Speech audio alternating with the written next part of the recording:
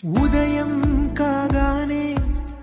తాజాగా పుడుతూ ఉంటా, కాలం ఇప్పుడే నన్ను కనగా అనగనగా అంటూనే ఉంటా, ఎప్పుడు